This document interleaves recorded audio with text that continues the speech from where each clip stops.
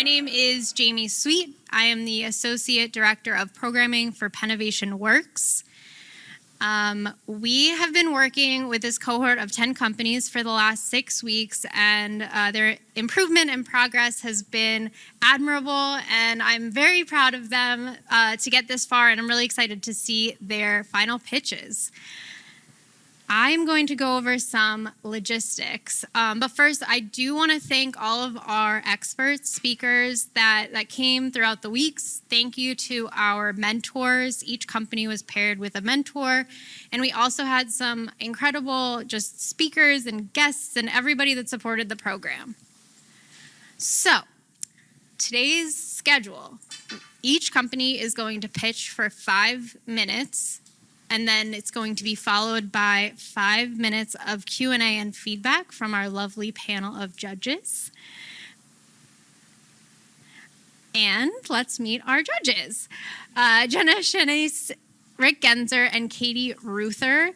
So these three will be providing feedback and asking our cohort some questions. We're so happy to have them here.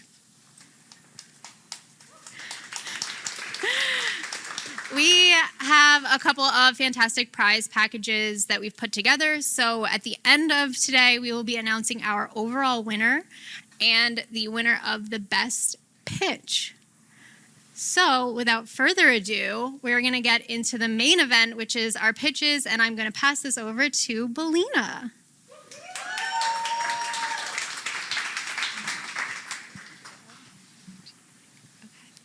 Hi, everyone. Good afternoon. Before I get started, I'd like to ask a couple of questions. How many of you here own synthetic clothing made from something such as polyester or nylon? And how many of you have had water to drink in the past couple of hours? You're probably wondering, what on earth does my clothing have to do with my drinking water? Today, 60% of our textiles are made from plastic fibers. And every time we wash those fabrics in our washing machine, they release tiny little pieces of plastics known as microfibers into the wash. When this water is released from our house, they end up in the ecosystems, in our water, in our oceans, contaminating our marine life. But they're not just contaminating our marine life, they're poisoning us as well.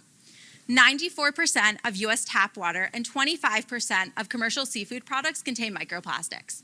Once they're in us, there's no easy way to get them out. So we have to go back to the point source and catch them before they get to our food. That's where we come in at Baleena. At Baleena, we're developing a ball that goes in your laundry machine and catches the microfibers as they're released from your clothing.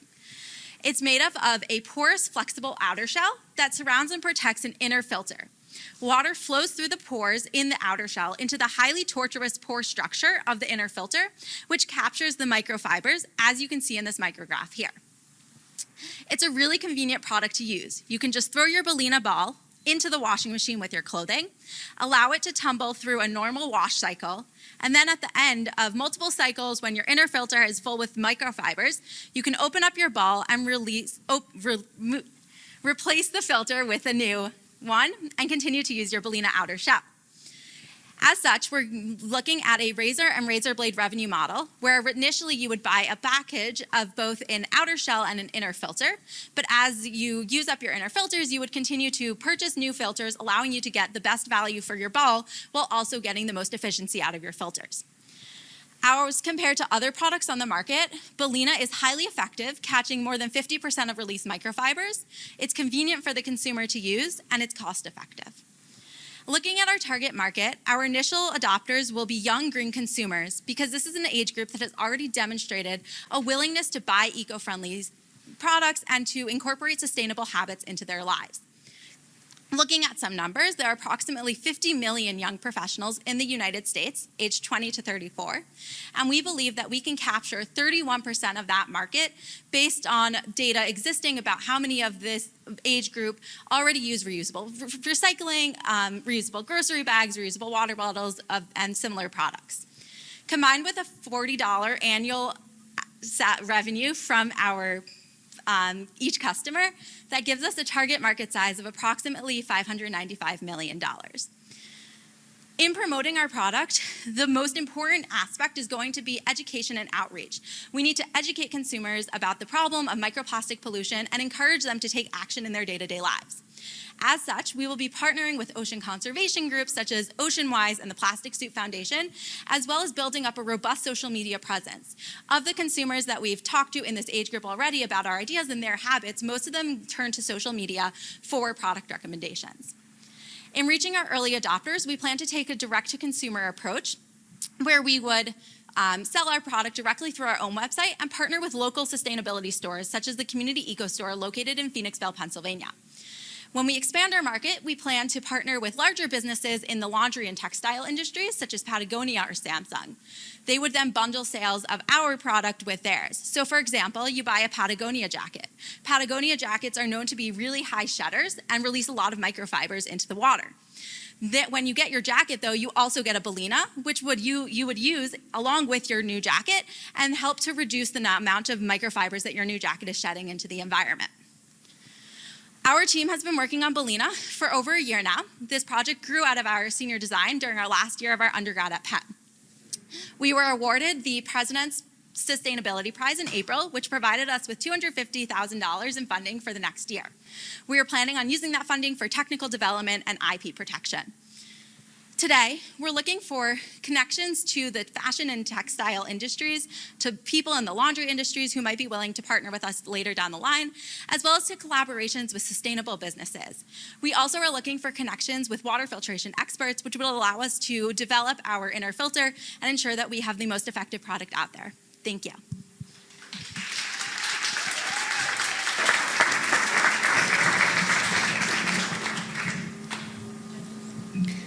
Great.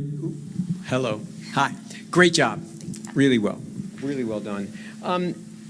When you talk about microplastics in the environment, do you have a sense of how much clothing contributes to that, just overall? Yeah, so right now, estimates are of the microplastics that are found in the water and in soil samples, about 35% come from synthetic textiles. So it's a large percentage out there. My second question, and I'll give it over, is does this product wear out? Meaning when you buy it once to use, does it last forever or does it need to be replaced? So definitely the outer shell will not last forever. We haven't finalized our material selection, so we can't tell you right now it would last you a year, 2 years or so. We're definitely looking at a product that the shell at least would last for multiple years and multiple uses. But that'll also depend on how many loads of laundry you do a week, you know? Thank you. So you reference some competitors or some existing solutions. Can you talk a little bit more about those and what that has looked like in the marketplace and your competitive advantage compared to those? Yeah, so there are currently two main product types on the market. So there's external filters, which you would attach to your drainage hose, and those products are pretty highly effective, but they are requiring external installation, which can be a hassle. They also aren't accessible if you don't own your washing machine. You can't necessarily install something. And then a lot of times they might void the washing machine warranty, which people are hesitant to use. So that's really one product out there. The other product type is, our main competitor is known as the cohort ball, which is a similar product. It's a ball that goes in your washing machine, but they don't have, they're dependent entirely on just trapping it and like catching them, and they have little hooks in their product. They claim to be about 30% effective, but our own tests have shown their efficiency is 14 to 20%. So where our competitive advantage comes in is that we're actually catching much more fibers. And do you have a sense in terms of time frame for commercialization, or at what point you're going to be able to sell the product? Yeah, we're hoping to be able to launch into commercial space in around 2 to 3 years. Great. Just to follow up on that, on the effectiveness, can you talk to a little bit more about the effectiveness of the ball, the Baleena? Yeah. So right now we've been working with a stand-in for our inner filters. So we're not working with the final material yet, but we've been working with a sea sponge, which has that highly interconnected porous structure. And what we've noticed is that alone, just if we put it in water with microfibers, it'll catch about 84% of that. When we combine it with our outer shell, it's currently around 58% effective at catching those fibers. So what we're working on now is optimizing water and fiber flow through the ball into the into the inner filter so that we can capture those. But yeah. Okay, and just another follow-up regarding the size of the problem and what you're specifically addressing. I think you mentioned 94% of there were some statistics around what you mentioned. What percent, when you think about the huge problem, like in terms of laundry and this specific space, like what are you actually addressing in terms of that, the size of that problem? Like the larger problem in overall? Yeah. So our hope is that by preventing these fibers from flowing out of the washing machine, our attempts to clean up the ocean and remove plastics from the ocean will be more effective. Currently, the U.S. spends millions of dollars annually on ocean cleanup, but if we continue to put plastics through washing our clothing into that water, right? So we're just continuously exacerbating a problem, and just we can't effectively remove them all. So if we can prevent those from going in, we're hoping that we can better clean up our oceans and ultimately clean up our water. Great. And I guess how are plastics getting into water besides laundry? Yeah, disposable products, right? Your disposable water bottles, disposables are a really big problem. But definitely laundry is one that we've identified as something that consumers can take an active role in, as our talks with municipalities and with some government agencies have shown that they're not willing to tackle this problem now. We're good.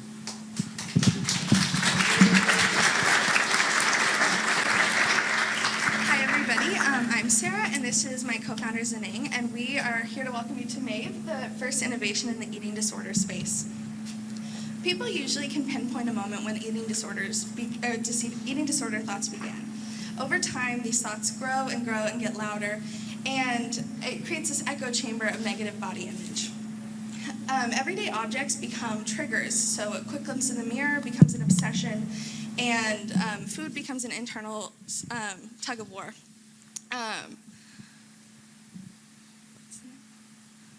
An internal tug of war, and this can cause behaviors that actually physically damage the body.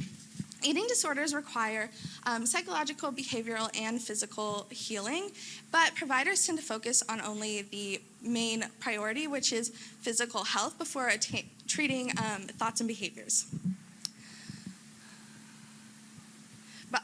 This is why body image is often referred to as the last stage in treatment, as it's deprioritized until somebody is physically stable. However, if left untreated, a quick glimpse in the mirror can cause all of those thoughts to come rushing back. And it can echo those negative self-images, self-thoughts. It can trigger behavioral behaviors and cause somebody to go into hospital readmission. And this story is not an uncommon one. So in fact, 1 in 10 Americans will develop an eating disorder in their lifetime. And this takes on average about 6 years to recover from. And this disease actually has the highest mortality rate of any mental illness. Every hour someone dies as a direct result of it. And it costs $65 billion to the US every year. Despite these alarming statistics, there's no innovation in the eating disorder space. This is actually a greenfield opportunity, so we're able to create the market, and we're pursuing a patent to protect our idea. In regard to eating disorder treatment, it's actually a step up and step down process. So at higher levels of care, somebody is receiving 24 hours of intense support, but when they step down into lower levels of care, they are actually at home in an environment full of triggers. So this sudden decrease in support can actually cause somebody to relapse. Our solution provides the continuity between the outpatient care and the home. So Maeve is a just-in-time adaptive intervention and therapeutic connected app that provides that 24/7 support. Maeve will sense when somebody is obsessing in the mirror and will fog, totally blocking their reflection from the mirror. At the same time, the mirror will display a cognitive behavioral therapy prompt, and a phone will allow for somebody to answer the prompt. This actually helps people reflect and record those behaviors as they happen, which can make therapy more effective over time. The mirror will be a one-time purchase at $7.99 and $12.99. The app will be free for patients, and providers will pay $5 per patient per month to access analytics regarding patient progress. Currently, eating disorder treatment is not covered by most insurance, and people pay $300 to $500 per session. Our prices are comparable to 2 to 3 therapy sessions and also in line with comparable products. Looking at the market in the US, there are more than 20 million people who might see mirror as a trigger, equating to a $20 billion market at our price point. Narrowing down, 8 million Americans are officially diagnosed with eating disorder or body dysmorphia. We're going to focus on the eating disorder patient in the outpatient setting. That will be 300,000 people and a $300 million opportunity. Before we launch, we will conduct effectiveness studies with key opinion leaders to assess our product. Then we'll launch with provider recommendations. We have already established strong connections with providers who routinely recommend products to patients. In fact, some are already telling their patients about Maeve. And as we grow, we'll assess the market and investigate into direct-to-consumer channels to reach those with limited access to treatment. So far, we have worked on Maeve for 10 months, closely with 50 clinicians and 40 patients. We have also gathered insights from over 500 stakeholders. Our concept and prototype were vetted by clinicians and tested with patients, and we are in the process of obtaining a patent to protect our idea. In the near future, we will finalize our design, run tests, and plan for manufacturing. We are a wellness device, which means that we don't need to go through the FDA approval process, and this will allow us to shortcut the development cycle. We project to launch in 2024 and reach 1% of our attainable market. Our gross margin is 75%, allowing us to reach profitability by 2025. Sarah and I are recent graduates from the Integrated Product Design program at Penn, and we're very lucky to have this amazing team of advisors with us. Currently, we're fundraising for $450,000 to help us finalize our design, integrate software and hardware systems, and also develop a strong IP position. Looking ahead, there are many behavioral health platforms and companies with body image initiatives that we can collaborate or exit with. Come help us flip the mirror from a trigger into a healing tool by connecting us with potential angel investors, software developers, and also manufacturing experts. And also come to our table to see a demo. Thank you.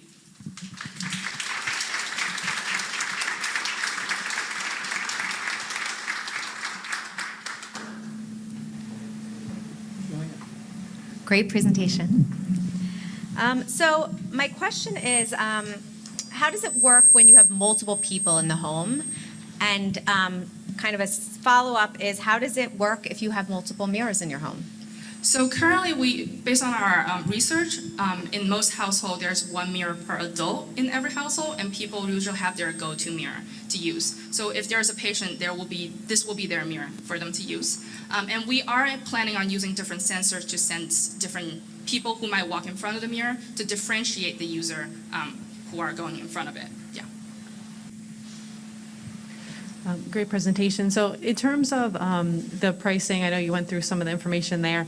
Have you gotten a sense, you said you've spoken with over 500 people, in terms of a capability to pay and willingness to pay and sort of how you got towards that price point? Yes. So a lot of providers actually told us that their patient would pay anything to help keep them from going back to higher levels of care. And if we provide payment plans, then it will be very accessible for their patients, since since therapy will be $300 to $500 per session. Okay, yeah, and have you had a chance to speak with the patients Yes. as well? Yeah. And they were able to converge on Yes. this possibility? You mentioned that eventually when you launch, you'll do some studies about how it's working, but are there any research that this is based on? In other words, is there any hard research about body image and using mirrors in this particular malady? Yes. So the prompt that's prompting on the mirror is cognitive behavior therapy, which is the treatment strategy used in eating disorder and body image, body dysmorphia. And this kind of mirror exposure therapy has been studied to treat body dysmorphia and eating disorder to a pretty high rate of success. Great answer. Thank you.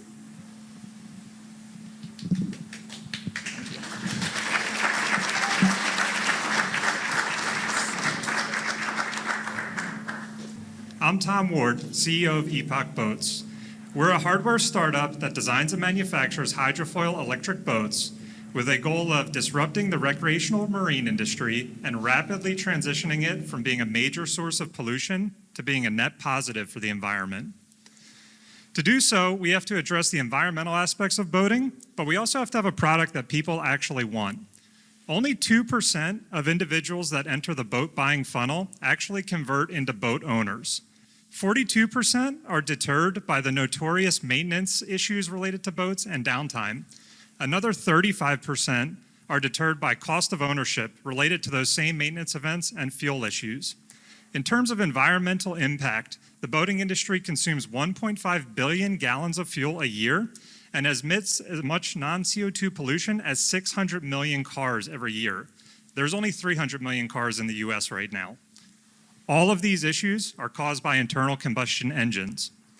So the answer is to go electric.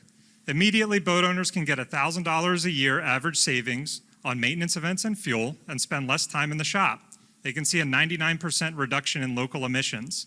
But this comes with some costs today, namely the cost of buying an electric boat up front, but also there's limitations on range and speed. If you went out and bought a reasonably affordable electric boat today, you'd end up with something like a Gen 1 Prius. It's good for the environment, it's not very inspiring to drive. There's another alternative to go the superboat route, which would be like a Rimac. And for people who don't know, that's a car that like billionaires buy. It's not really attainable. This is where Epoch comes in. Our patent-pending hydrofoil system allows our electric boats to go 50% faster and 3x further than competitive boats with similar powertrains. In automotive equivalents, it's like a Tesla. It's fast, it's fun, and it's attainable by the average boat buyer. We're entering the $49 billion recreational marine market. It's a mature industry. It's not really expected to grow very much at the top line, but the electric boating niche is a pretty exciting space. It's doubling year on year with $100 million in sales last year, and it's projected to grow 14x by the end of the decade. This is being driven by changing consumer attitudes with the proliferation of EVs, regulatory tailwinds that are limiting tailpipe emissions and banning internal combustion engine boats from more and more lakes and waterways, and EV technology getting better, allowing for better performance with lower cost. Our launch product is a series of electric hydrofoil skiffs. These are relatively simple boats that have use cases that are perfectly tailored towards electrification. They can be used as tenders for yachts on lakes or as fishing vessels. Our product is unique in that it's electric, it's high performance, and it's affordable. 90% of new boats sold in the US retail for less than $50,000, and our entry starting point of $35K targets the heart of the market. Our go-to-market strategy starts with a direct-to-consumer sales model. As we scale out the business and can take larger POs, we'll open up sales to a B2B dealer network to get national coverage. And ultimately, when we get even bigger and can support 100 boat plus POs, we'll begin selling B2B to commercial fleets and rental avenues. To support our D2C plan, we opened up a customer wait list in March of this year. It's steadily grown since then and now represents about $3 million of registered customer interest in buying our boats. Much of our traffic has been inbound, driven by press coverage in major boating magazines, both print and digital editions. Our founding team is comprised of marine industry experts with over 20 years of combined experience in the industry and 5 years working together. This has included a stint at a startup as it went from $0 to a successful exit, and working for large multinational companies, growing teams from zero and leading 100-plus team member organizations. We've got a track record of product development, manufacturing, and commercialization, including over $300 million of new product revenue released in the last decade. We're raising $2 million that will allow us to build out a 300 boat per year, $10 million capacity pilot plant to begin serving customers on our wait list and open sales to the public. This will also allow engineering activities to reduce BOM costs by 15% and begin development of next generation non-skiff models. The future of boating is electric. Who's ready to get on board?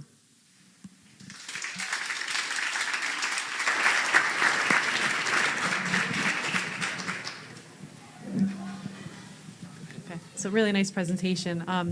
So this is very unfamiliar with this space, but really, I'm a boater and all that stuff, so I'm familiar. Can you tell me more about the approach in terms of your solution to create a whole new boat versus the ability to potentially put these electric motors on existing boats? Sure. And before we run out too much time, I just want to give a big thanks to the Pennovation team, Jamie, Kirsten, Sierra. It's been a great cohort. Glad to be here. So there are actually a number of startups and established manufacturers that are making electric outboard engines and inboard engines right now. And we came to that decision point pretty early on in the Epoch journey of, do we go that same path and build the engine in-house, or do we leverage what's already out there? And what we noticed as we were talking to these people as potential suppliers was they were having trouble getting their product on boats because they would go demo and the boat builder would say, this is great, but I only get 10 miles of range and it's too slow for my customers. And so we looked at that, we said, the problem isn't making an electric outboard. The problem is making a boat that has the hydrodynamic capacity to make that outboard compelling and useful for people. So that's what we really focused on is hydrofoils and high efficiency hull design. So as a follow-up to that question, is the hook the hydrofoil or is the hook the engine? Or are you saying that it really requires a combination of the two in order to be effective? What's the compelling narrative here? The compelling narrative is that when you think about an EV car, we have a different profile of how the physics work, right? You get that instantaneous torque. And so going to an EV engine, aspects of those physics work in conjunction with the hydrofoil to make it really compelling. To put it on a gas engine, it would work to a level, but wouldn't work as well. So we're not designing the EV engine, we're designing the boat that makes the EV engine interesting to people. So you wouldn't use your technology with an internal combustion engine and it wouldn't be fun? In other words, you can't just sell the mechanics, you also want the propulsion as well?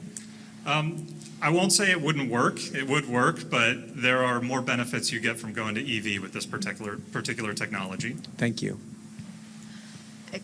As kind of a follow-on to that, what are the real design limitations here? Is it the size? Is it the weight? Is it what's going on? So there's a lot. For everyone, a hydrofoil is basically like an airplane wing, and it operates the same way. But when you think about an airplane wing, if you're at 20,000 feet or 40,000 feet, it pretty much works the same.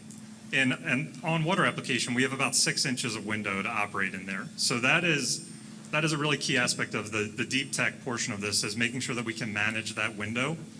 And I was going somewhere else, but I lost it. Apologies. Great.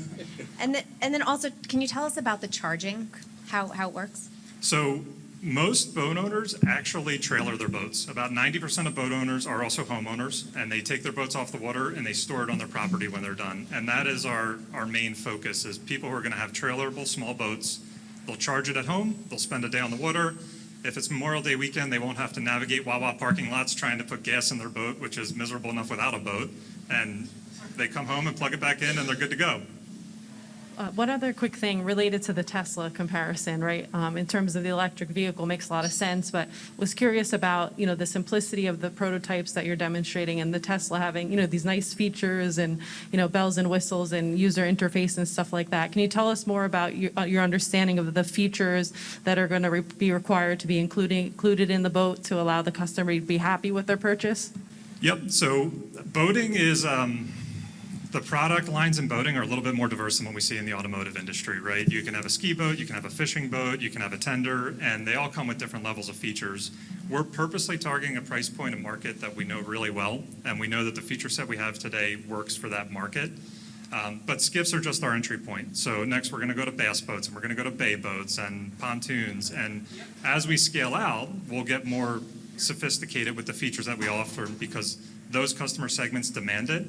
Whereas the ones we're targeting today, they actually don't want it. They want the boat as lightweight as possible, and they just want to focus on what they're doing and have fun on the water.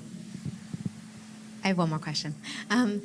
Is there any IP or barriers to entry? Can anyone kind of create a different boat that will work better for electric? So we do have patents pending, 2 patents related to our hydrofoil system, and then another patent related to our battery system and how that charges and discharges. In our IP search, we found that we had freedom to operate where we wanted to. We selected the key IP that we felt would protect us, and we've got another roadmap of about 15 ideas that we think we can patent, but we need to explore them more before we do that. Thank you.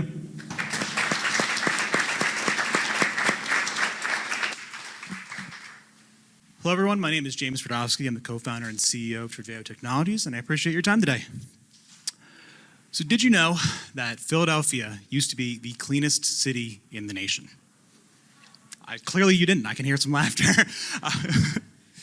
And that's true.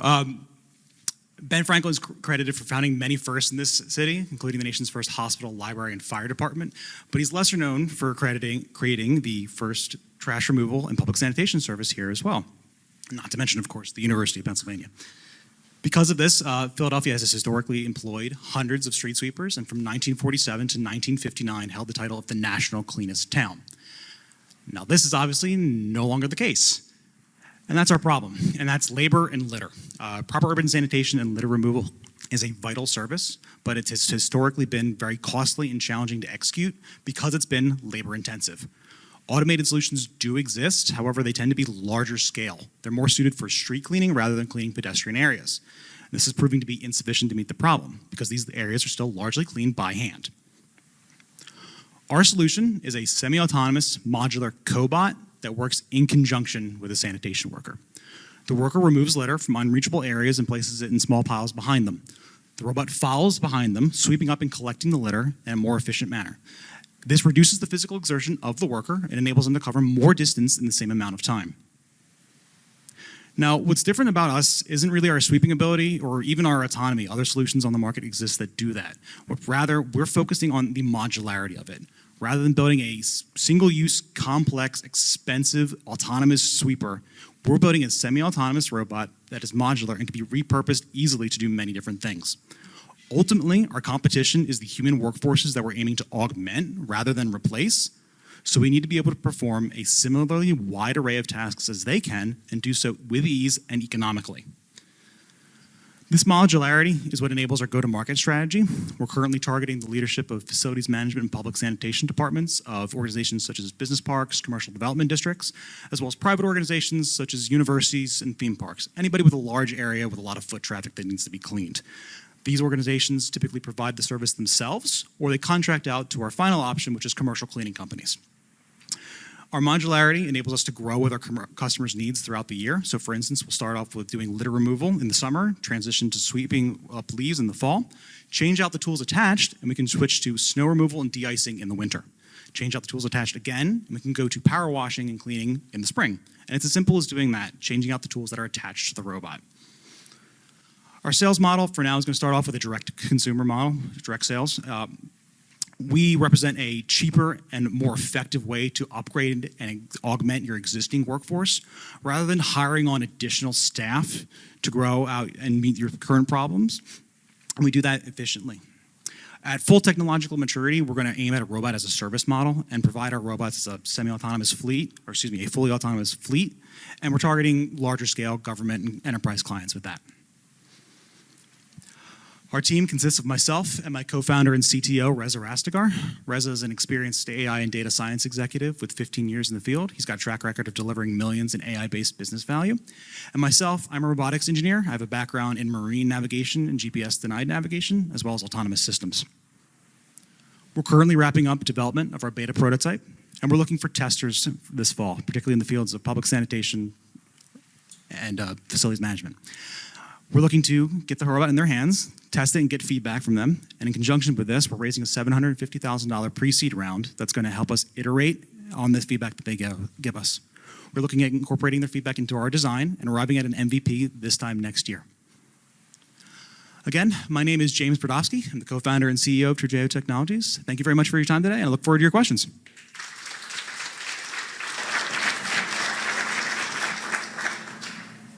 Great job. My question is about how much improvement do you think you'll actually be able to realize on a per worker basis or on a citywide basis? You have to be able to at least say this thing will help in some measurable way. Sure, yeah, it was crammed in there on one of the slides, but we're anticipating about a 30 to 40% improvement. That's what our beta testing in the fall is going to get. What we're looking at is basically having, say, if you've got a team of 3, you give them each a robot, that's roughly the cost of what a single year's worth of operation of an additional worker would be. So for the cost of one operational year of hiring an additional staff member, you get the benefit and you have it long term. So 3 people are sharing one device? Or no, they each have one of their own, and it's effectively so that's a $60,000 plus. And it's the equivalent of having additional 2 to 3 people that you would hire out instead. I understand. Have you thought about another vertical beyond civic littering and trash? Yeah, actually. So one that presents itself pretty relevantly is landscaping. So litter removal, is Rubbish just our first one. around it. But rubbish you can get from fields, as well as cutting grass, lining of athletic fields. So if you've got like a 4 or 5 soccer field area, that grass has got to be cut roughly weekly. It's got to be lined. I did lining of fields in the past. It's not a pain, but it's long and arduous. And when you start losing the light, you start getting a little squirrely and whatnot. And a robot can do that efficiently and effectively. Cargo handling is another vertical that we're looking at. These robots can pull a fair bit. So anything that involves pulling, pushing, any sort of large, heavy cargo in a warehouse, airports, grocery stores, even for like cart return. Those are various verticals that we're looking at. Thank you. Who would be responsible for these robots? So initially, again, it's a 1-to-1 pairing or a 2-to-1 pairing for workers to a robot. If they've got a simple sensor on them that the robot allows them to detect their presence, range and bearing, and it just follows behind them. So the worker is going to be there observing and overseeing the robot. In our customer research, right now the market doesn't want full autonomy. It kind of freaks people out, and technologically speaking, it's a significantly harder barrier to entry to get over. How long have we been 18 months away from a fully autonomous self-driving car? Like for the past 5 years, I think, at least. So having a very base level autonomy that, enables a worker to work 20, 30, 40% better, and that still ensures that it's constantly being observed by somebody so that they can be responsible for the safety is a much quicker and easier way to get this there. And can they navigate like stairs and all that? No, not stairs at the moment. We're not really aiming for environments like this. It's mostly generally for outdoor areas. Again, mostly pedestrian-centric, and when you're in such an environment, there's typically some sort of ADA compliance that needs to happen, so there's typically almost always a ramp. So there's at least a way for them to get up and around that way. As a follow-on to that, tell us about the maintenance of this device. Who's responsible for the maintenance, and how frequently does it take place, and how do you envision maintenance happening? So initially, we're targeting people that we can serve directly in the greater Philadelphia area. So that's our additional add-on, additional to the sales price of the robot, is a servicing plan, and that's going to encompass both software and hardware. At least for the most part, all that really needs to be changed out is the brush heads, and they have a pretty decent life. That's several years going on. Batteries similarly have a decent lifespan. So regular maintenance isn't a serious aspect of it. There is obviously some required aspect of it. Mostly we're looking forward for saying, hey, if the robot's turning in a circle for some reason, you have no idea why, we're going to come out, we're going to figure out what the bug is, and we're going to fix it. But that is included in our pricing, as well as a base, fee for the robot, and as well as a servicing package that, at least initially right now, we're going to take care of the servicing and fix a problem that they have. White glove service out. I have a quick nerdy question. Go ahead. A typical worker would work a full 8-hour shift. Can Mhm. this thing really run on batteries all day without We've designed needing it to be go 10, and it's probably a little over-designed at the moment. So that's part of what we need to iterate upon, is sort of finding that sweet spot in terms of power output of the motors. Right now, it's bordering on a go-kart speed if we really want to floor it because it's got nothing attached to it. But when we have the attachment on it, it slows down a bit. But they're pretty hefty batteries and motors, so it can go a full 8-hour day. And most importantly, we're designing it so that the batteries can be hot swapped on site if needed. So if it ends up being the design, it only works for a half day. Well, the whole point is that we can easily change out the batteries and pop them in 5 minutes, and you can do the rest of half of the day. Thank you. And just quickly, the lifespan, I might have missed this, of the robot itself. Mostly going to be focused on the battery aspect of it, and that should last a good 4 to 5 years, depending on the cycle and the size. The current design, it's about 5 years on the battery. And at that point, with 5 years of advancement, we're going to have at least another model to come out that's going to be like even more autonomous, that can do, that you don't have to wear the sensor or something like that. So by the end point of that lifespan, we're aiming at offering a next greatest and best version of the robot that you would want to upgrade to at that point. one more question. Go ahead. Where are you with the development of the add-on tools that you've mentioned? We have a very hacked together off-the-shelf version that is working. I have video of it. You can come check up on our table later.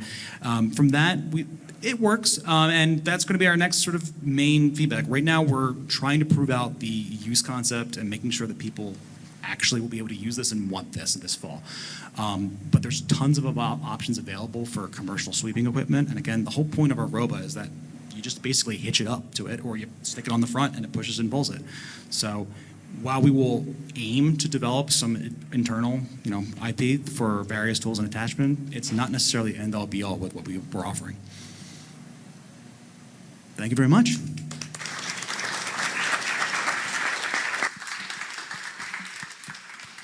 My name is Sarah Cronin. I am the CEO and co-founder of CGT Solutions, and I'm here to talk to you today about the Stay Safe.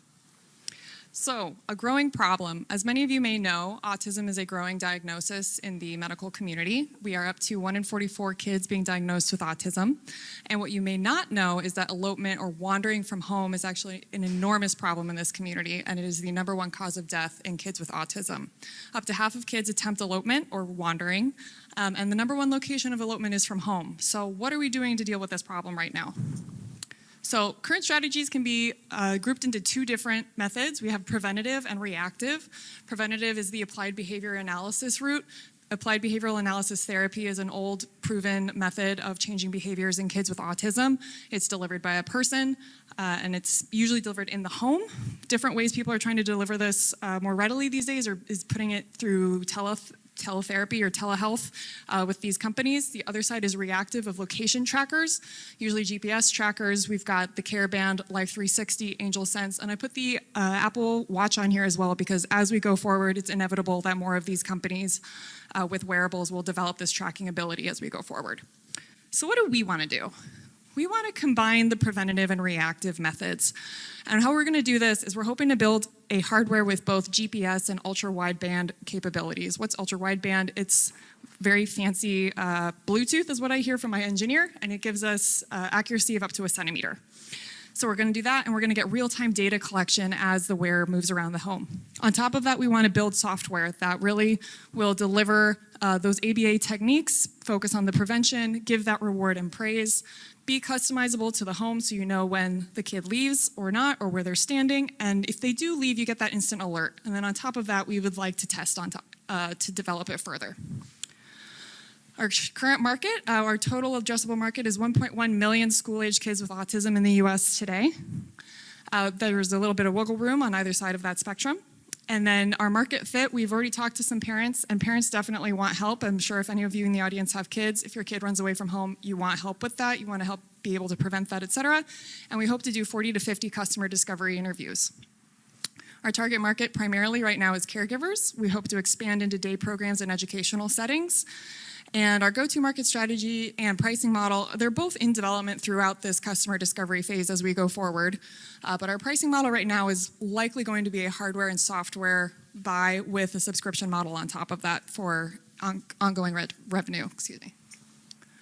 So our team, I am Sarah Cronin. I'm a psychiatric nurse practitioner with a minor in autism from Penn, and I got trained at CHOP. I have experience in reimbursement, biotech, and digital health. Brooke is my co-founder. She has a PhD at Penn School of Nursing studying autism. She also has a kid with autism who inspired this whole project. He ran away from home. It was awful, and we're trying to address that. She also founded Get Included, a nonprofit working with autistic kids. And Kevin is our amazing engineer. He knows all things tech. He built our prototype to prove that ultra-wideband will work with GPS as well.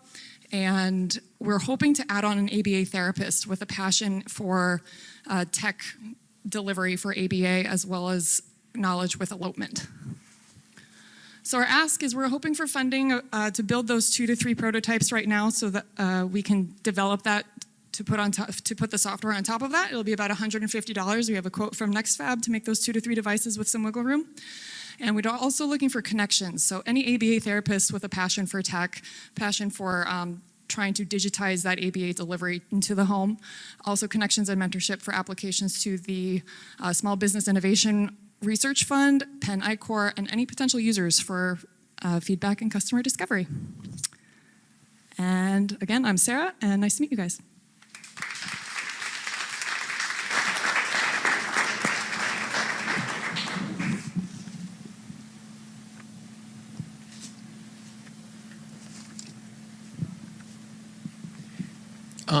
You're great job, by the way, and I mean it.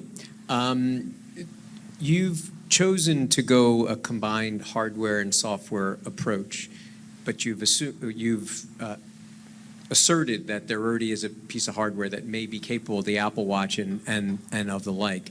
Is there something that the hardware that you're building makes this solution that much more effective or compelling? I'm glad you asked that, actually, because I was asking. Step right into it. No, I know. I'm glad you did. I asked my engineer the same thing. I was like, why are we doing this? So what the current tech right now is lacking is the ultra wideband, that granularity, the 1 centimeter of accuracy, data collection ability right now. We are expecting tech will go there. Like 1 year, 2 years, 3 years, tech will beat us to it. We know we can't compete in the hardware space. Like, we're not a big tech company. We're 3 people with a passion. But right now that device does not exist. And so we're trying to get that going so we can start that data collection process so we can build the software on top. But the software is actually the bread and butter of what we're trying to do.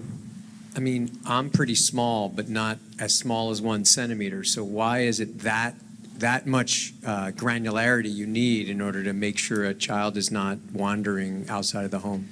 The next step up would be GPS, and GPS doesn't actually, I think you have maybe 2 to 3 meters to work with GPS, which is what original thought was GPS. We were going to go that route, but it just wasn't exact enough. So that's why we decided to add on UWB. Thank you. In terms of the clinical or the problem, it's very interesting and really, scary to think about the challenges there. So in terms of like workflow and how caregivers are educated about this issue, is it mostly just because they experience it real time, or is it part of the autism, specialists? Is this part of their list of things that they review with parents when we think about raising a child with autism? I think that's a great question as well. I am not 100% sure on that, but I would expect it to be part of the treatment plan if it is earmarked as an issue with that family.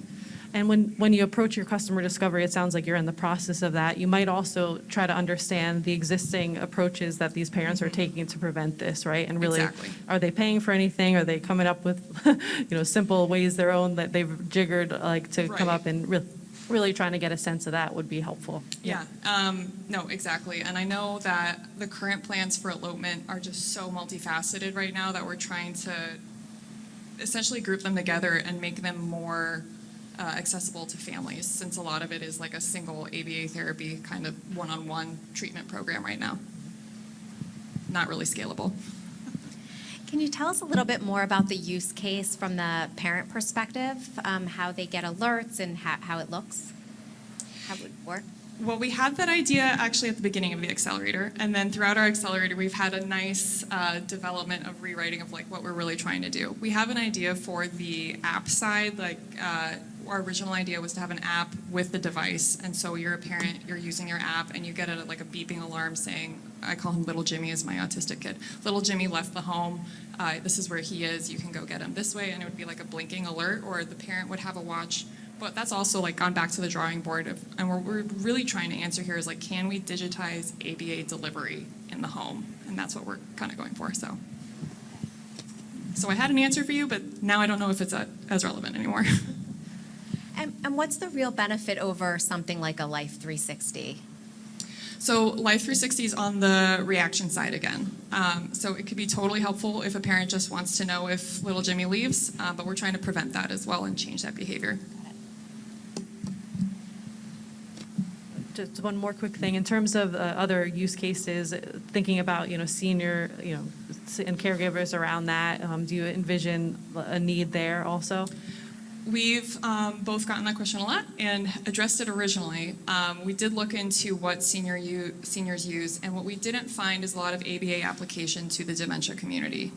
There's that learning component. We don't know how effective that would be in a dementia population necessarily, but those approaches generally are on the reactive side right now, so they'll usually have nurse alerts or wander alerts.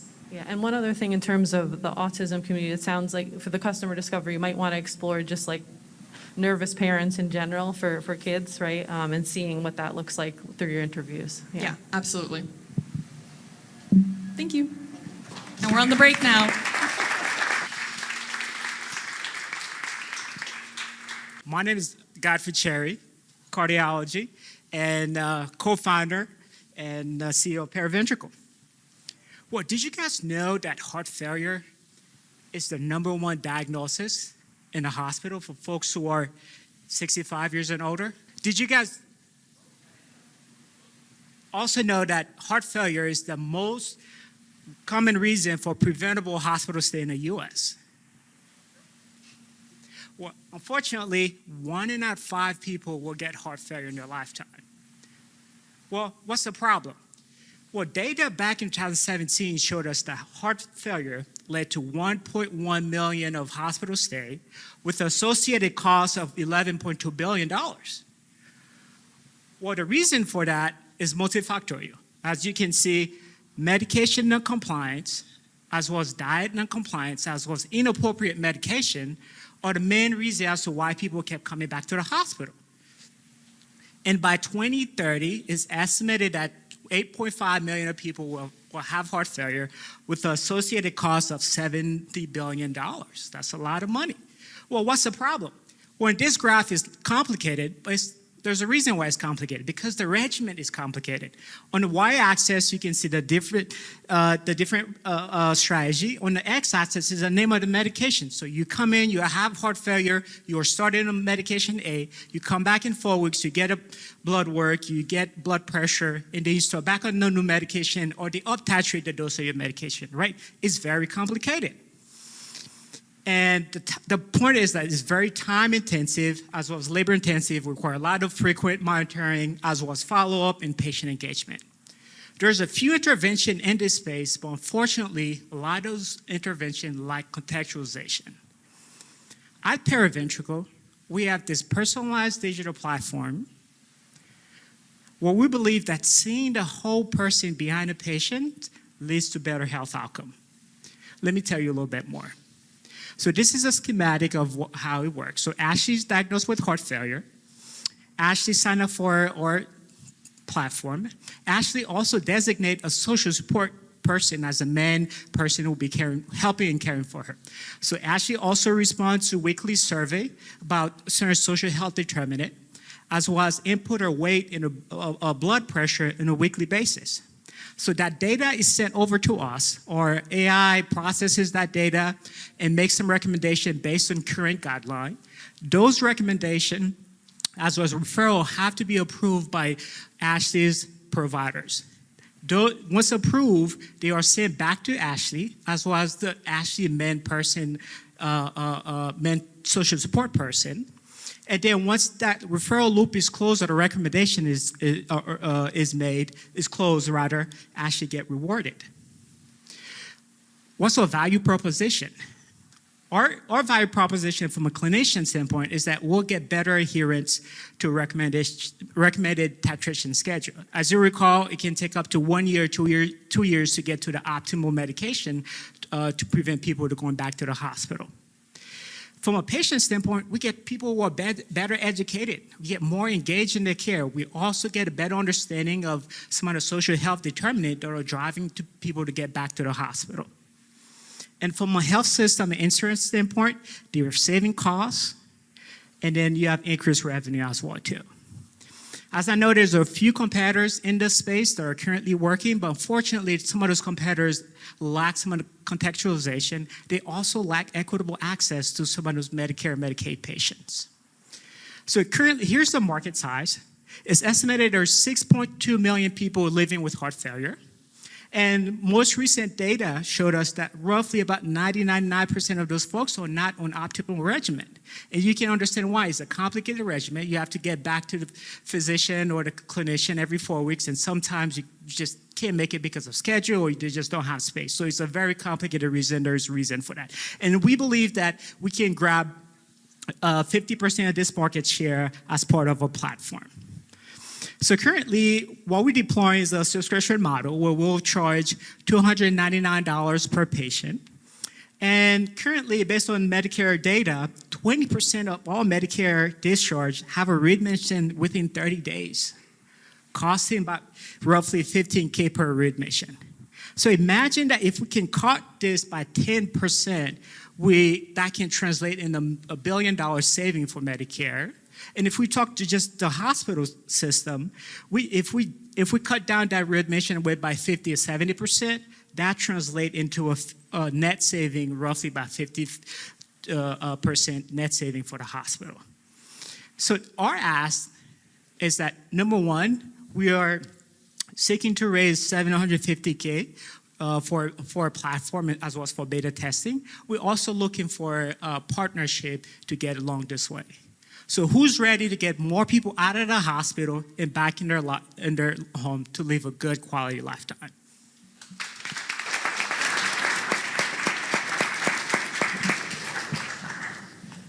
Thanks for the presentation. Really important clinical problem, and seems like you're on the right track in terms of approaching this. So you showed a nice workflow of like Ashley and what happens to Ashley when she signs up. So who tells Ashley to sign up, and why do they do that? Versus the other kind of logos you showed for the competitive ideas. Yeah, great question. So there's a few routes to go about that.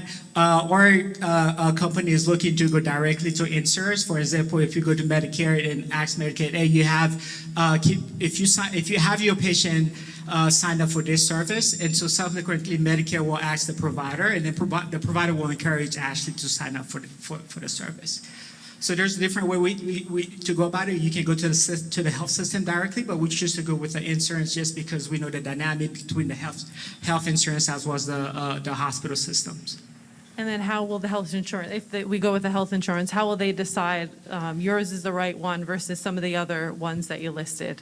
Yeah, certainly. So we're currently running a pilot study with a local cardiology group here. We believe that our system not only has the technical side of it, but also understand some of the health determinants that are driving the patient back to the hospital. So once we show that data, which is very encouraging, I think the Medicare will choose us over the other competitors. Can you tell us a little bit more about the survey? The survey is the primary input, is that correct? Yes and no. So knowing that when Ashley first signed up for our system, there will be, we'll send out Ashley a questionnaire that she will fill out. We also will extract some data from the health system. And so that survey that I put in will be a weekly survey that Ashley will fill out. For example, what's your blood pressure this week? Has your weight gone up? You have an appointment. Are you going to be able to make it? Do you have transport to your appointment? So if she doesn't have transport, for example, we have teamed up with a local community service that allows her to take advantage of some of the transport system locally to get her to the appointment. Great. And how have you measured the efficacy of your data that you're collecting to reduce future heart issues? Yeah, so again, it all goes back to our pilot study that we're currently working on setting up. I think there's no way to know 100%, is it like 90% effective versus not. But once we have that pilot study result out, we'll know exactly how effective that is. Great. And one more question. Why heart? Why are you starting with heart? And I'm just asking because I could see this type of thing being used for things like getting the right mental health medicines or things like that as well. Yeah, so I'm a cardiologist, so that's what I know. Okay. So that's a good starting point for me, and I've seen this in the clinic all the time, and I think I have a good feel of where the problem is and how we can be help for people. Great. Yeah. But to your point, this market can escalate to hypertension, to mental health. So once we solve this problem, this niche, we certainly have bigger goals in mind to branch out. Great. Can you tell us more about the pilot study and when that will be completed and what the endpoints will be for that? Yeah, so we recently just started as of like last week, and so we have a solo community private partner out in Bryn Mawr, and so we have I think. We have roughly 2 people yet who have signed up for the platform, but I've yet to go through all the steps. So I have more data, more result for you I want to say by March of next year. Yeah, that's our timeline. So I have a question about integrations. You said that you're going to pull data from the health system. Have you mapped out all the different integrations you're going to need to do for this? No, great question. By you laughing, you're saying, yeah, it's a tough one. I'm sorry. Yeah, exactly. So we have had conversation with big partners, and as you know, Epic is is a platform that most hospitals use. The day you have the hospital itself, and so there's various steps and map that we have to go through, and that's part of raising the fund to have some of those HIPAA compliant check smart that we need to get to some of those big hospitals. Fortunately, some of the local community private cardiologists have less barrier to entry. Hence the reason why we are partnering with them. But to answer your question, it is a big road. We will get there eventually, but Sisyphus. Thank you. You're welcome. Thank you. I'm Dr. Raj Iyer, co-founder of TrackCE. I want to introduce you to Dr. John, who is a board-certified anesthesiologist. He's pretty excited in his life. He just finished a long medical training residency. He has a new job. Happiness is short-lived. That's the reality of life. He gets a dreaded email from the state board saying he needs to complete his license renewal. Now, he's stressed about completing his CMEs for that. Now, he's at a risk of losing his license and his job. Now, imagine you and me go to have a surgery and we have an anesthesiologist thinking of his paperwork and not about us as patients. Now, this is not John's problem. I've had 3 licenses for more than 10 years, and I've really struggled tracking my CME. I also reached out to smart people nationally, 150 doctors and nurses, and interestingly, 72% have difficulty in tracking, and 65% don't even think about it until they get a state board reminder. And 35% still use papers, seriously, in 2022. So we came up with a solution called TrackCE. TrackCE is a mobile phone app with a web interface. We launched the MVP about 4 months ago. Upon the initial screen registration, the app is completely customized to the person based on the profession and the state they're licensed in. There is an opportunity to take pictures, upload documents. There is a one-click view to read real-time progress and also send an email directly to the state board. Now, our market fit comes directly from the customer perspective. Now, we see an opportunity of $186 million as a total market, but the serviceable market where most people are licensed with multiple licenses is about $95 million. The maximum we have come across is someone having 47 state licenses. And we see the opportunity with $4.7 million where people will subscribe for the app. Now, we are a freemium-based model. Our subscription monthly is $2.99 and annually is $29.99, significantly cheaper than Starbucks Macchiato. Now, we have explored the options of B2B and B2C models. We see a big opportunity in-app advertising from the big pharma companies. Now, they have billions of dollars, and they know through us they can target doctors and nurses. Our target market specifically is nurse practitioners practicing in the tri-state area. We also focus on new graduates because they come out completely confused. Not that others are not confused. We also focus on ages 30 to 50 years based on customer feedbacks because we have recognized they are tech savvy and are more open to use the app. Now, we do have some competitors in the space. However, we stand out because of our focus on doctors and nurses. We are customers ourselves. Between me and my co-founder, we have 45 years of experience, and we have completely customized look for the app. Now, our market entry is through word of mouth. We talk to hospitals, be on social media. We are networking events, talk to professional organizations, and liaise with the state boards. This is our wonderful team. You know me. We have Amy Felix here, who is a nurse practitioner.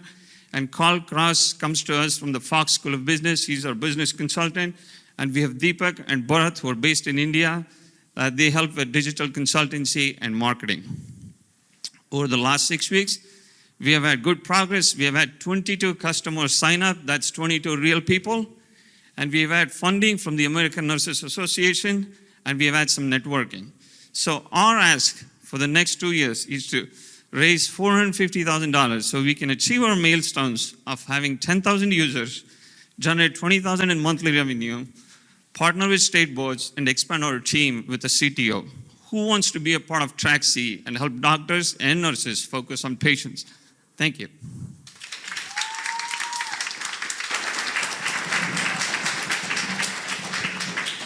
Nice job, thank you. Thank you. Where do you get, I'm assuming there's the credits are different on a state-by-state basis as well as the type of practice you have. Do you have all of that data already mapped out such that you can do this in any state for any type of profession? Correct. So that data is actually publicly available. And you're absolutely right. It's different for different states and also different for different actually specializations too. Thank you. So you also mentioned it being customized, and that's one of the advantages you have on these other apps. So you're saying if I'm an anesthesiologist in the state of Maine, I would see it completely different than if I were another doctor in a different state? Right. So at the stage of MVP, if I sign in as a doctor, signed up for the license in Pennsylvania, I'm not going to see what's going on with the nurses. I'm not going to see what's happening in Jersey, Delaware, or anywhere else. And what prevents these other apps from doing the same thing, though? I think we have like a standard mainly because of ourselves being customers. So we've been through the pain ourselves for the last many years. I mean, the other apps can. So I think we have a competitive advantage based on our own experience. What role do health systems and private groups play in monitoring this for their employees, if any? So it sounds like they could lose your job, right? And if a lot of physicians lose their job, the health systems aren't going to be happy with that. So are they monitoring this anyway for their existing employees? Well, the way presently it works is we get a random email close to the time of certification. Our license renewal saying it's based on alphabets, it's based on the last name.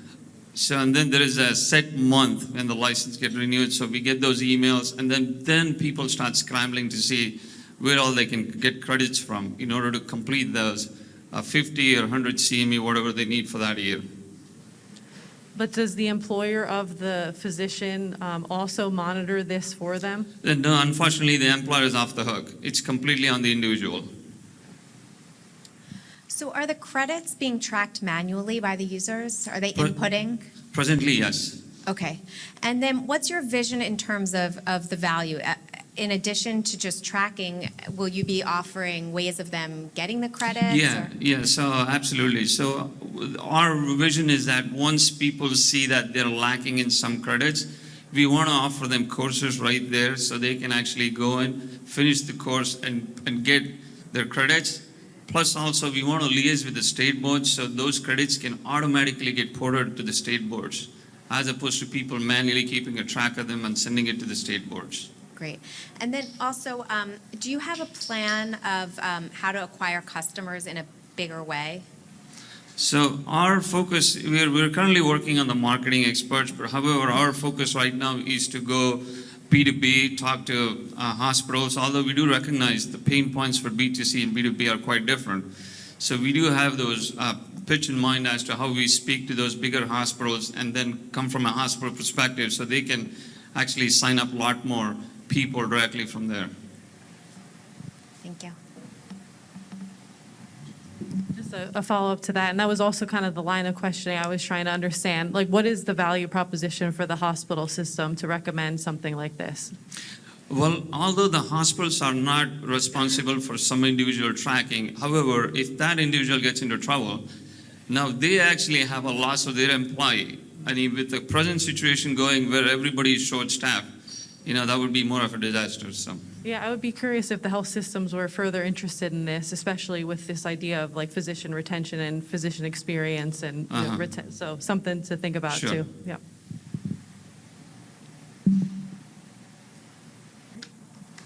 Thank you. Oh my God. I am so tired of my headscarf falling off in the middle of the night. I just spent 10 hours trying to get this hairstyle perfect after watching that YouTube hair tutorial video 100 times. Now my hair is messed up, dried out. Is that a bald spot I see? There's got to be some kind of headscarf out there that actually doesn't fall off in the middle of the night. Oh wait, there is. It's called the Sledge Scarf. I got to tell you all about it. Made from charmeuse satin, the Sledge Scarf takes care of the 4 most important hair care needs that keep your hair looking like it was dipped in milk and honey and kissed by the angels. It prevents hair breakage, retains moisture, promotes healthy hair growth, and, wait for it, it doesn't slip off. The patented design of the scarf is what helps it stay on your head the entire night, no matter how much you toss and turn. And to make sure that it could stand up to the most wild sleepers out there, we made sure it has the ability to withstand the pulling force of up to 15 pounds. So tell me, have you ever seen a headscarf that could hold up a 15-pound bowling ball? With over $8.7 billion in the textured hair care industry, and with over $8.7 billion in the textured hair care industry, mainstream beauty makers such as Ulta, Sephora, and some big box stores like Target and Walmart are deliberately moving into the textured hair care space and are now offering brands such as Lush and Curlbox. The only problem with these 2 companies is that they rarely offer any hair care sleepwear. And while Ulta and the big box stores do make an effort to carry at least one kind of hair care sleepwear option, the reviews for them are never impressive, and customers complain that they always slip off. So not only are consumers paying for these boring, basic, plain-colored headscarves, they're paying $12 for them, which is 140% more expensive than your most average basic headscarf on the market, and yet it still doesn't even stay on their head the entire night. E-commerce competitors like Grace Leia, Etsy Small Shops, and Evolve all offer a wide variety of unsatisfactory headscarves. But because 67% of hair consumers purchase their hair care products through local beauty supply stores, our current go-to-market strategy focuses strongly on distribution within those beauty supply stores, while we continue to market and brand our products through social media, because 54% of those same consumers learn about new hair care products through social media. Because 30 million women have experienced some form of hair loss in their lifetime due to lack of moisture, and 76% of consumers are now looking for a more natural way to care for their hair, Sledge Scarves is the perfect place to start for your healthy, beautiful hair journey. And what could be easier? It's all done in your sleep. While our headscarves can and should be worn by anybody who wants to have healthy, beautiful hair, including every single one of you, our current revenue model is very simple. We hand make our scarves for $7, sell them to textured hair women for $20 on sledgescarves.com by way of social media ads and vending events to make for a 185% profit margin. That 185 includes all the materials, including packaging and marketing. Now, don't get me wrong, this entrepreneurial journey is my obsession. And even though I've spent $10,000 of my own funds to keep this dream alive, we still need more help, which is why today we're currently working to raise $50,000 with your help. This will allow us to start our crowdfunding campaign, continue our patent processes, as well as help with any kind of rebranding or marketing needs.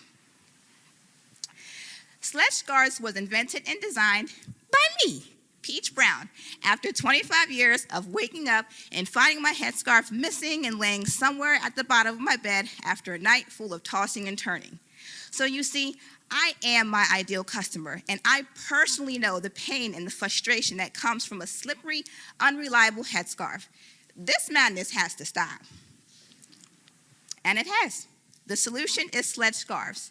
Remember, we all deserve to feel beautiful at all times of the day, no matter how much you toss and turn in your sleep. So please, help Sledge Scarves make bedhead a thing of the past and 24-hour beauty a thing that lasts. Thank you.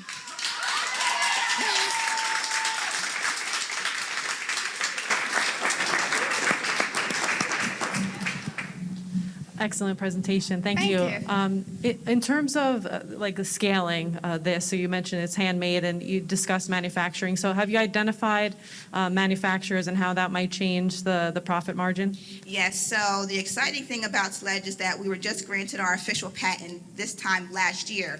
So in the beginning, I was kind of secretly selling it on my website for protection reasons, but now that we have our official patent, I am ready to shout it from the rooftops. So I've finally been reaching out to manufacturers and getting all of our quotes together. So once I'm able to hit the order button for manufacturing, I will then be able to make 586% profit margin on the scarves based off of their pricing. So that was the key to my question as well. How broad is this patent in terms of, is it, let me ask it differently. What is the key to making it unique? Is it the clasping mechanism, the fabric? Like, how is it that it's preventing some competitor from doing something close to what you're doing? The design of the scarf. So we have a design patent, so certain elements of the design, the shape of the design, the clasping that you mentioned, it's all featured in our patent, and those things have been approved by the USPTO. So we also still have 3 other patents in the process right now for different designs. So I'm trying to make sure that I can cover a wide range of scarf designs to prevent future companies from trying to make something just slightly different. Plus, my lawyer did a really good job of making sure that the verbiage covers a wide variety of, making something slightly similar. Great answer. Thank you. How many scarves do you envision a particular customer purchasing in a particular time period or over their lifetime? So right now, slipper scarves is a big problem. So I know myself personally, every time I go to the hair store, which in the summertime it increases because of how I style my hair, I'll go to the hair store maybe at least once a week just to get new products that I saw and I want to try. And I'm leaving out of the hair store with a scarf every single time because they're like $3, so they're pretty cheap. With my head scarves, I am legit still wearing my first prototype, which I made in 2017. I still wear it today. So you can buy as many scarves as you want, but people usually often buy multiple scarves because they're trying to find one that will just stay on for the entire night. So since Sledge stays on the entire night, you wouldn't have to keep buying a scarf every time you go to the hair store. In fact, when you buy a Sledge scarf, you'll end up saving at least $1,200 per year and having to get your hair redone and having to get it maintenance and from hair loss. So that's an awesome value proposition to the customer. I'm wondering if you've thought through kind of in the future how, once you find this customer of yours, if you can keep providing for them to kind of retain them as a customer. Yes, so one of my other patents, which I can't really go into detail, but that focuses on that. Another aspect is offering satin scarf hoodies, which I actually had on walking around here, because women like to have hoodies that have a satin lining on the inside of their scarves. There are a lot of companies that do offer that, but I'm trying to find a way to make mine different, obviously, so that it pertains to the Sledge scarf line. So that's one way that I could do it. Great, thanks.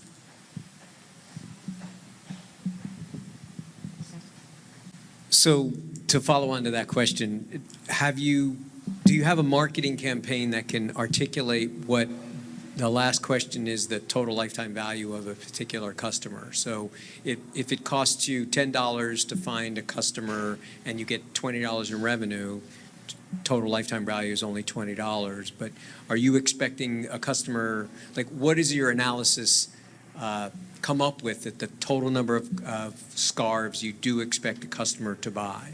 If they last for 5 years and it solves all their needs, they only need one scarf for a very long period of time. Coming out with different scarf designs. So now that I have a manufacturer lined up, I'm able to offer different design prints on each scarf. Similar to how women just like to dress and they like to feel beautiful. We'll buy the same outfit if it has a different print on it because it's so comfortable and we like it. So my goal with Sledge Scarves is to do the same thing with that, just offering different patterns based off of the season. You'll have maybe florals and things like that. So just playing with the design aspect and following the fashion industry because they know how to do it. Just putting that with headscarves as opposed to like a dress or a shirt. Thank you. You're welcome. Thank you, everyone.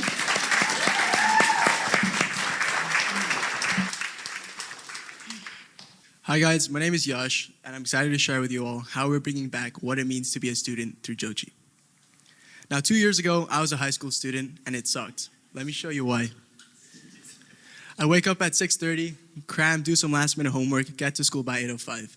By 11:30, I was already in 4 classes, and I'd spend my free period relaxing.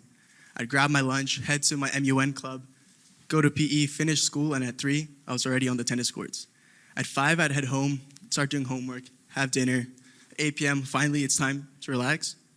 No, it's time to cram for that quiz I forgot about.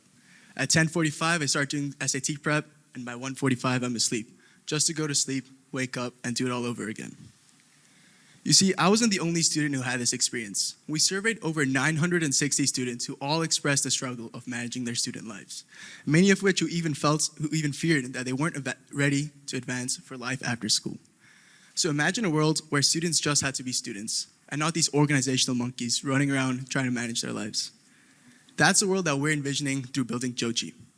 We've already built an integrated web-based platform that provides high school students with comprehensive support managing their student life the moment the classroom bell rings. Through our surveys, we've identified 4 key pain points, each focused on empowering students to just be students. Our planner integrates with existing class pages that turns students' assignments into bite-sized goals, meaning that they don't have to wake up in the morning and panic. They're already on top of their work. Our clubs and teams features let students better manage their commitments so they don't overcommit themselves to MUN and tennis on the same day. Our meetings feature lets students book meetings with faculty and peers in just 3 clicks, giving them easy access to the support they need so they know what's on their quiz the next day.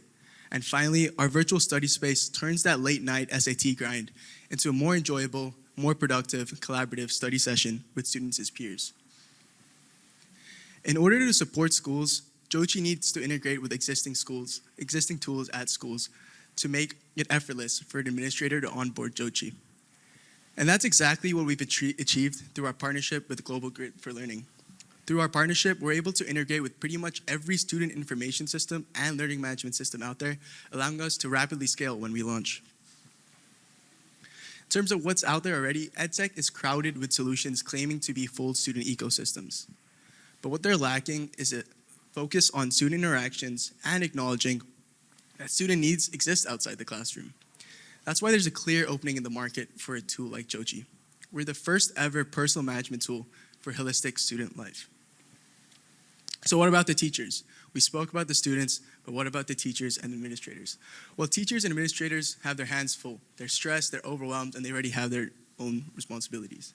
And we've kept that in mind while building our solution. That means that teachers don't even have to log on to the platform to support their students, and administrators can focus on their never-ending list of to-do items, while Joji enhances the student wellness, student communities, and student experiences at their school. Joji has the opportunity to redefine the day-to-day lives of students across America. We estimate our total addressable market to be over $500 million.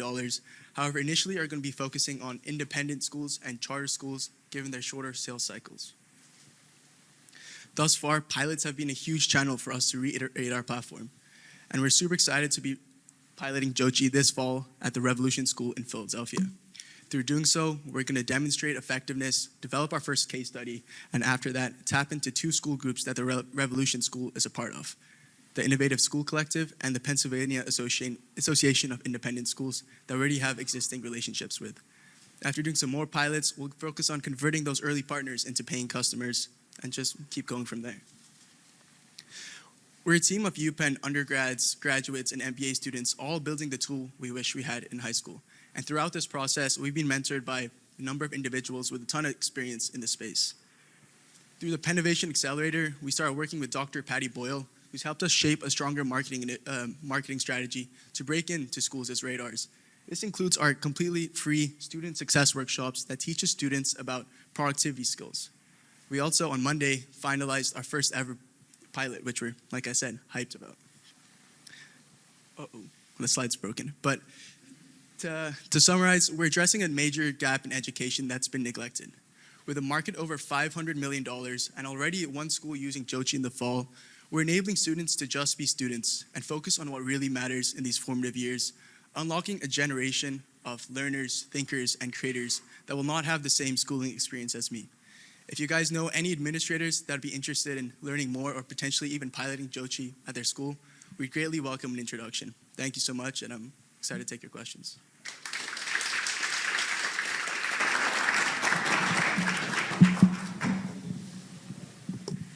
Great presentation. So in terms of the customer, that's going to be the schools, you think? It's going to be the school administrators? Yeah, Is that right? We sell to the school administrators. Okay, and what does the pricing look like relative to what they're currently paying for their learning management systems? Yeah, for sure. So the learning management systems are probably the biggest ed tech tool that they're going to buy. The average spend on a student across public and private high schools is around $170 per student, and like learning management systems take a big chunk of that up. The contracts kind of range a lot, so it's very tough to say per student. And we kind of come in at a fraction of that price, right? We integrate with those tools, and we don't want to replace them at all. We're fully complementary. So we just take up $3 a year per student versus the $20, $15 cost by the time you factor in the implementation costs and whatever for learning management systems. And then in terms of like competition with learning management systems, what would prevent, Canvas or other groups, Blackboard, from kind of incorporating some of this into their, it seems like they have plugins and other apps that they engage. Yeah, so essentially, if Canvas or Google Classroom or one of these guys were to kind of build their own Joji, it would only work with their kind of schools, right? Because they wouldn't want to let it integrate to other learning management systems. So if they were to do that, then we still have this whole market of other schools, and the learning management system market is quite segmented, right? So there's not one kind of Canvas or Google Classroom that has full market share. So even if one of those players did step out, we're confident that we would still be able to have some impact. Thank you. So I think this sounds like a really great idea. I'm curious whether there's a specific KPI or set of KPIs that you're hoping that this good idea translates to. Better grades, more engagement, better health. Like you're talking about it in a conceptual way. And by the way, I had 2 high schoolers, so I do understand the stress. But what KPIs are you selling to these institutions? So we're going to be actually proving a few of these metrics this fall during our pilot. That's the purpose of that. So we kind of came into this at the angle where if we help students better manage their times, there'll be better academic outcomes. And a lot of our kind of focus for the pilot is going to be that, proving that Joji helps reduce stress with the students and then therefore academic results. But over the past 2 years, since kind of exiting this COVID period, we've seen a massive shift with administrators from academic performance to social and emotional learning, which is a whole new thing in education. And that's why a tool like this, even if we weren't proving academic results, education is completely changing. And being able to tell a school that will help your kids, issues such as like stress, being overwhelmed, being future ready and career ready, has a lot of weight today. But in addition to that, we're also going to be trying to test and prove this fall that Joji helps academic performance and engagement with faculty at their schools. Thank you. Who's putting in the inputs, the data inputs? So is the athletic coach kind of putting in when the practices are, or is the student himself or herself? So teachers and those coaches have the ability to come onto the platform. They don't have to. We want to be a student-centric platform, so the students are going to ultimately be putting in the data for the clubs and whatnot. And do you have anything to kind of confirm that the students want this or will use it? And I'm thinking about back to your initial example of your day, a day in your life, and you could have kind of created your own calendar, and it sounds like you didn't. So. Tell us about why someone would want this, a student would want this. Yeah, for sure. So this past spring, we actually completed 2 testing groups at local schools in Philadelphia. So the Sales Team School, which is a larger independent school, as well as the Revolution School. And through those kind of user testing groups, we wanted to see how intuitive our platform was, and also just general UI UX things. but also the effectiveness of features. And I was a high schooler 2 years ago, but I'm sure high school has changed a lot. So it's really helpful for us to see that. And we saw a very strong response. We tried getting like an NPS score, which was super high, which we were super hyped about. But to be honest, it's going to be, seeing this tool fully fledged out in schools that's going to give us that information. One last quick thing. In terms of the study design for your fall, can you tell us more about that and how you developed it regarding tracking academic outcomes? For sure. Is there a control group? So we focused we built this with the school in terms of why they want our tool and what they're looking to improve. So a lot of the case study is shaped by that. But the few things we're going to focus on, or the few ways we're going to measure, is just through our analytics. So I have a super admin panel. The Joji team has a super admin panel where we collectively collect analytics about the whole student body, so no one student specifically. So it's going to be a mix of using the analytics from that, the engagements with other students have, the enrollments in different clubs, as well as pre and post surveys of using Joji and after Joji. And throughout that, we're going to also factor in testimonials from teachers, parents, and students. Thank you.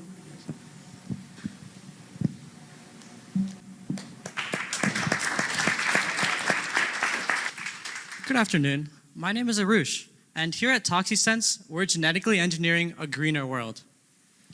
Every single person on this planet is connected to one animal, the horseshoe crab. This is because the blood of the horseshoe crab is used to test for endotoxins. Endotoxins are the sickness-causing component in bacteria, and they cause over 11 million deaths every single year. For this reason, the FDA has mandated that every single medical product and source of drinking water must be tested for endotoxin prior to being delivered to the user. Now, while the current testing method is effective, there's two main problems. It's very expensive and it's not sustainable. Every single year, over 100 million samples are tested for endotoxin using the blood of the crab. Now, this amounts to over 500,000 crabs being bled every single year. And as I said, it's very expensive. Every single gallon of this blood costs over $60,000. Finally, the use of this test has caused a 30% decline in the crab population over the last 15 years. So, here at ToxiSense, we've genetically engineered this plant to luminesce based on the endotoxin concentration applied to it. So how does it work? Well, first we grow a transgenic plants for 3 to 4 weeks. Then we use our proprietary techniques to convert from a plant to a shelf-stable cell solution. Finally, when we deliver the solution, all the user has to do is add the sample and measure the luminescence. Now, our test is especially exciting because of 3 key advantages. First, we're very low cost. We're 18 times cheaper than the industry standard. Second, we provide superior accuracy. The current industry standard has an error rate of 50 to 200%. Now, this means that the current test has to be run 3 to 4 times to validate any findings, whereas our test has an error rate of less than 2%. This means that we only run our test 1 time. And finally, our test causes no environmental damage and is completely sustainable. So we're looking to capitalize on 2 huge global market opportunities. The first is the biopharma industry, where every single medical device, such as vaccines, pacemakers, IVs, and surgical tools, must be tested for endotoxin prior to being sent to the user, whether it's a doctor, hospital, clinic, etc. The second market is the water testing market. Now, this is not regulated by the FDA, and it's comprised mostly of NGOs and humanitarian efforts that are providing access to water testing in under-resourced regions. Today, our test is sensitive enough and ready to be deployed into this market, which we're very excited about. Now, looking at where we are in developing this product. We're still in phase 1, which is completing our R&D. Today, we're working on perfecting our assay and creating a user-friendly test kit so that anyone, whether it's a medical device producer or a water tester, can use our test easily and conveniently. Then we're going to move into phase 2, which is to start selling our test kit to water testing consumers. We want to leverage this initial traction and revenue to finally start marketing to larger biopharma and medical device companies. Eventually in phase 3, we'll receive USP approval and FDA approval, and our end goal is to have the FDA to list us as the preferred endotoxin testing method. Now, the IP and regulatory pathway is a little confusing as the FDA and the USP are all involved. Currently, we're working with the Penn Law IP Clinic to obtain our provisional patents, which we will file our non-provisional patents in April of 2023. Then in July of 2024, we're looking to submit our testing data to the USP and finally receive official clearance for our test in 2025 and start rolling out our products to medical device companies. Now, with all this being said, we're the right people to get this done because of our passion for environmental sustainability and our diverse set of operating experiences. This venture started 5 years ago when Arvind took a trip to the Jersey Shore and he heard about this problem of the overharvestation of horseshoe crabs. Since then, he's worked tirelessly to make a more cost-effective and sustainable solution. We've also assembled this team to perfect the assay and bring our product to market. But our team extends far beyond us four. We've built a community of rock star mentors and supporters ranging from the president at Parvizi to world-renowned plant biologists and partners at venture capital firms. They're helping us move from our vision to reality.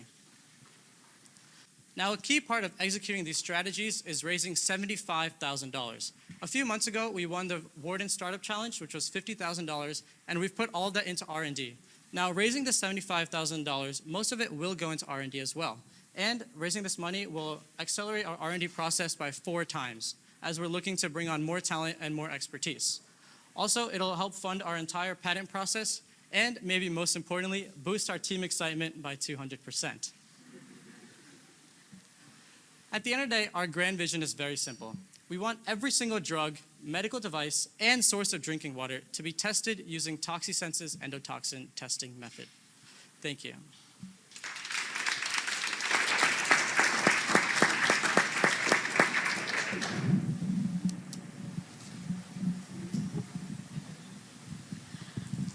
Well, first of all, great presentation, and it sounds amazing. So can you tell us a little bit more about this plant and how it can do this? Yeah, sure. So the plant that we've chosen is a common weed. It's known as Arabidopsis, and it's used commonly by plant biologists worldwide as it has a very simple genome and is easy to genetically engineer. So it's known as a model organism. And the reason we chose this plant is that it has a natural response to endotoxin. So anytime it detects endotoxin through its receptors, it runs a cascade of genes. So it runs a multitude of processes in itself. Now, if we're able to attach a gene that produces light, then we can successfully indicate, based on how much light is produced, how much endotoxin concentration is in the sample. Now, we've spent about 3 to 4 years developing this plant, and we've reached a certain sensitivity, and we're still working in the lab to improve our sensitivity and make it more shelf stable so that it's easier for the consumers to use. So you mentioned this is 18 times cheaper than the industry standard. Can you tell us more about how you got to that number and a little bit more about the industry standard? Yeah, sure. So the industry standard is based on the horseshoe crab blood, and currently every test kit using that blood costs about $19. Our test, using just the raw materials that we've calculated, is in the range of $1, maybe up to $1.25 when we consider our improvements and the test kit. So we're considerably cheaper, and we're looking to strategically place our price point at a price that is below $19, such that it's an easy transition from the current test to our test. And furthermore, in the water testing market, we want to drive social impact, so we're looking to price it much cheaper than $19, something around $3. Because this is so expensive currently, there's a lot of testing organizations that can't enter the space. These are NGOs that are publicly funded, and they don't have enough funding to buy these test kits. So if we're able to price it at an affordable price, then more companies can offer cleaner water around the world. Okay, yeah, that's interesting. So the 19 is the price for the industry standard, and what you were referencing was the cost. And just wondering if you really need to win in terms of being cheaper. It could be a good margin if you price like almost similar to the industry standard, especially because of the other value propositions that you mentioned. Yes, definitely. And I think because over 100 million of these tests are run every single year, biopharma companies are trying to save cents in every procedure of their drug development or any device development. So even saving $1 or so in every test is a significant value proposition to these companies. So I have a question around the efficacy of it. Do you know at this point that you will be able to compete same for the horseshoe crab tests, or is that still indeterminate at this moment? Yes, for sure. So the main the main quantifier for this is the sensitivity. So the endotoxin units per ml that we can detect. Now the current LAL test does 0.5 endotoxin units per ml. Our test started about 300 and we've brought it down to 18. And this is just by reproducing in many different generations and choosing the best plants. Now we're going back into the plants and increasing the expression of the receptors and also working on our genetic engineering to bring it down to that sensitivity. And we believe it's exponential due to the nature of genetic engineering. So we are confident that we will reach the standard very soon. Do most of the biopharma companies do this in-house, or are these usually outsourced to this endotoxin testing to CRO? Yeah, sure. So the big companies such as J&J and Pfizer, they mostly do it in-house. Now there's also companies such as smaller startup companies that are producing products and they don't need to do it in-house. So they send it out to contractors such as Lonza, which is the biggest endotoxin testing company. So it's a mix. It's both contracting and in-house. Are you the first or only kind of way of doing this other than using the horseshoe crab blood, or are there others? Yeah, sure. So over the past 10 or so years, one scientist has been trying to reproduce this horseshoe crab blood synthetically so that they don't have to go out in the ships and harvest the blood and do all of that and bleed the crabs. So they want to create it synthetically in the lab. They filed for FDA approval a few years ago, but in the press release, the FDA stated that they didn't approve the product because the error rate was like equivalently high, 50 to 200%. The FDA wants to see a significantly lower error rate before they approve a new test, and that's one of our key advantages at an error rate of less than 2%. So what are the issues here? So it seems like it's better on all measures. Is there any issue with doing it this way? I wouldn't say there's any issue. I think there might be a little bit of hesitancy because it's a 50-year-old process used by all these companies. So moving to a different plant-based system may be a little challenging to convince them to do. However, many biopharma companies are data-based, and once they acknowledge that we have a similar equivalent test at a significantly lower price point, it should be a pretty easy transition. And also to mention, the current equipment that they use is a plate reader. So that's the main machinery that they have in the labs to detect the test. And our test uses the same machine. So there's not any additional machines that we have to deliver and any other technology to add to the switching costs. Thank you so Great. much. Thank you so much.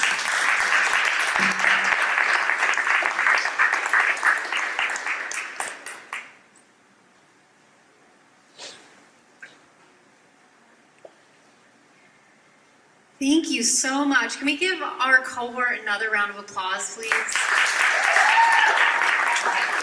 That was amazing. I'm so happy. Thank you all for coming. We are going to go into deliberation. The judges will exit to our deliberation room, and while they are deliberating on the winners of today's pitch and the accelerator, we are going to hear from Josh Mastromato. Again, Josh was a participant in last year's accelerator cohort with his company, Brigo. Thank you.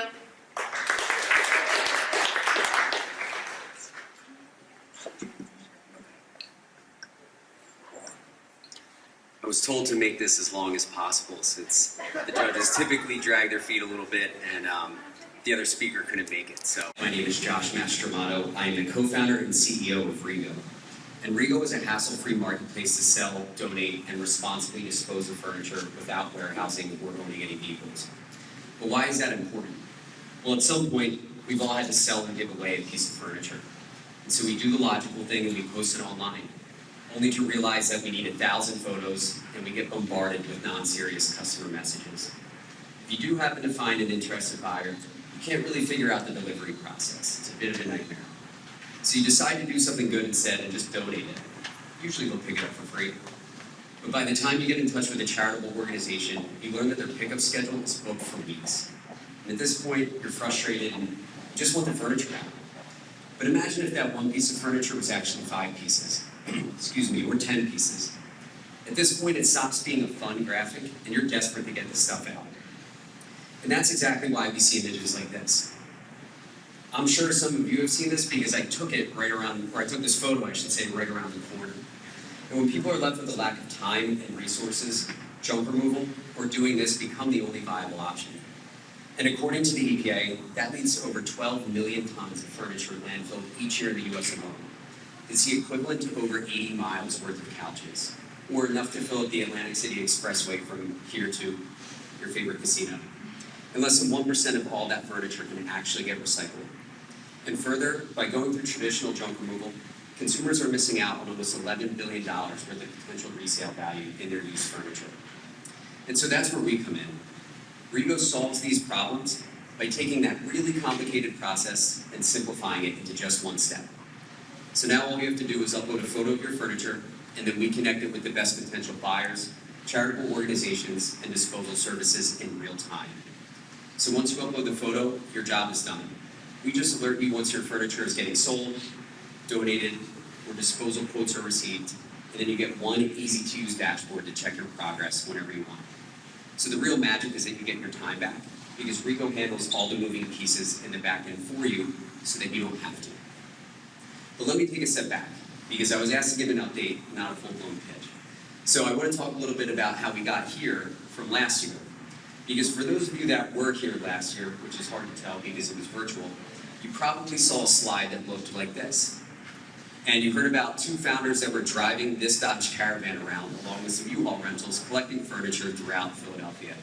And if you were watching, you probably thought we were crazy and said that it was never going to work. And you were partially right, because we're definitely crazy. But the team here at Pennovation was able to see the bigger picture with us and understood the impact that we were trying to have and how we were looking to leverage technology to have that impact. And so they helped us understand the correlation between a sustainable, scalable impact with a sustainable, scalable startup. So after winning the accelerator, they hooked us up with some office space and a little bit of grant money, and we went back to the drawing board.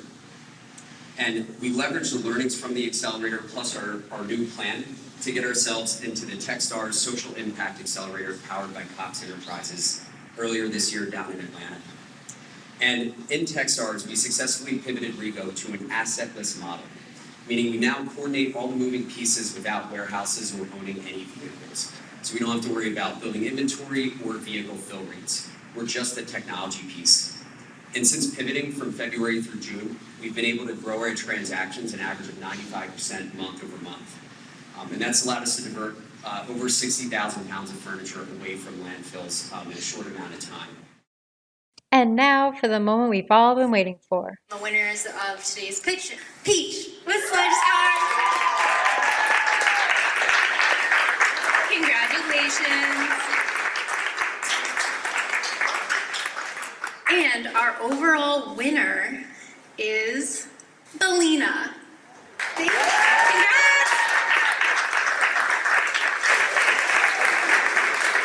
Thank you again for coming and supporting our Pennovation Accelerator. We will see you next summer.